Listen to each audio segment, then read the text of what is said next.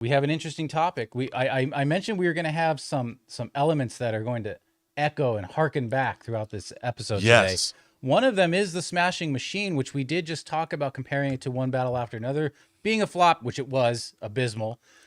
Someone says they actually think it's just misunderstood and it's going to be appreciated later. Rob, what say you? Well, guess who's talking about? Guess who is talking about the Smashing Machine? That's right, C-Note, our beloved C-Note. None other than Christopher Nolan himself, known as C-Note around these parts. Christopher Nolan predicts Dwayne Johnson's The Smashing Machine will be better understood over time after flopping at the box office. I hate that because, no movie is a flop, really. Not in my mind. I mean, studios see it differently, sure. Yes. When you're paying for the thing, you see it differently. Yeah, so the Oscar-winning director also shared his thoughts on Dwayne "The Rock" Johnson's acting chops. I don't think you'll see a better performance this year or most other years. This coming from the man who has the star-studded Odyssey coming out next year. Yeah. Christopher Nolan is weighing in on Dwayne "The Rock" Johnson's latest film, The Smashing Machine, which is underperforming at the box office, and he is showing his support for Johnson.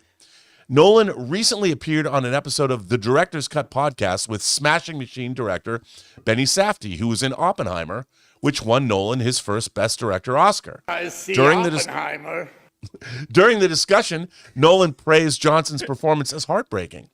I think it's an incredible performance, Nolan continued. I don't think you'll see a better performance this year or most other years. What else did he say? He said, right here? Oh, well, that's it. Oh, that's it. But that's what he said. But I mean, I will say he's not wrong when it comes to the performance. His performance was really great. There literally were only two.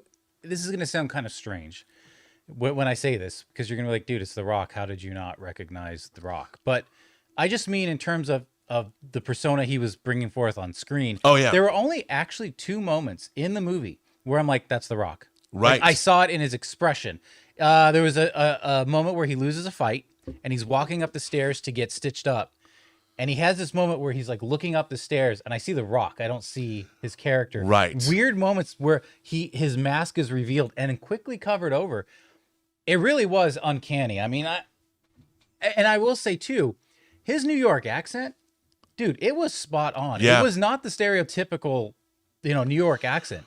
Well, I think wrestlers, I mean, you look at people that are in other performance, like comedians. I remember seeing Robin Williams. One of my favorite movies of the early 80s was The World According to Garp. And that was Robin Williams, a big breakthrough dramatic role for him. And I think George Roy Hill directed that. And you had Glenn Close and you had John Lithgow in that film. And I thought Robin Williams was fantastic. So it doesn't surprise me that wrestlers, I mean, we've been watching Dave Bautista's transformation into an actor. I mean, wrestling, you're acting, you're performing in front of an audience, and you're learning those skills. And Dwayne Johnson has been, he did early films like Peter Berg's The Rundown, which I liked him in. I mean, I think that he's earned this, and he obviously put everything he had into it. So it's not surprising to me that a director like Christopher Nolan can recognize what was put into the movie. Well, I mean, going back to kind of the headline here, though, his comments were that it would be better understood in time, inferring that it's misunderstood. Do we really think the film was misunderstood or his performance was misunderstood? Because I felt like it's not that complex. It's a person who's struggling with drug addiction and struggling with actually his true addiction is to the crowd and to that hype that he gets. Right. In the film, he calls it orgasmic, hearing the cheering and the winning and the being on top. And the drugs. That's what she said. Yeah, and the drugs he needed in order to sustain that. So I don't feel like it was a big mystery of like this isn't U-Turn, this isn't Mulholland Drive where we have to decipher it. So what do you make of those comments? I think when he says misunderstood, I think it's more toward the fact that he was talking about the box office performance. Because I think that nowadays audiences look at movies and go, okay, that looks like a streaming film. And I think if you're going to roll out to a movie theater, whether you're going to do it with your friends, you're going to do it with family, or you're going to do it with yourself, I think people want to have a transcendent experience in the movie theaters. And if they see a story they think that they've seen variations of a theme on before, it's hard to get people to go out to the theater. And it's not like this film was breaking some kind of new ground. It's a sports story that we've seen told in various iterations before. And I think that people were like, I can wait.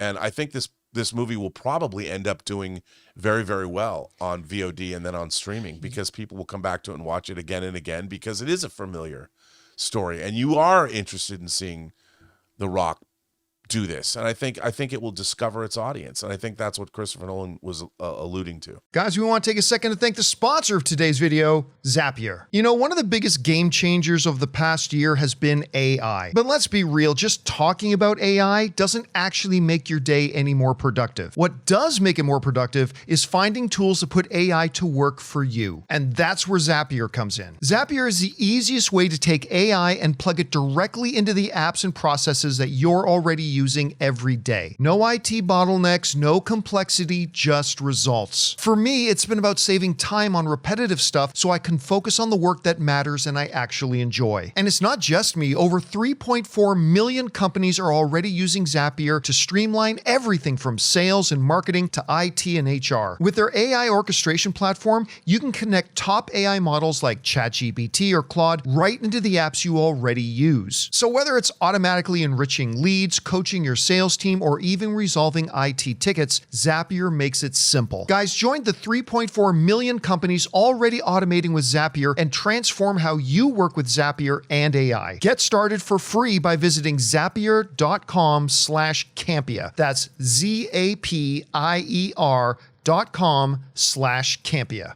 Yeah, and you know, I kind of liken this film. It just kind of dawned on me. I liken this film to the movie that came out a while back, The Whale, with Brendan Fraser. Yeah. It was the promotion was very performance heavy. Yes. His performance will blow you away. You won't even know it's Brendan Fraser, this and that.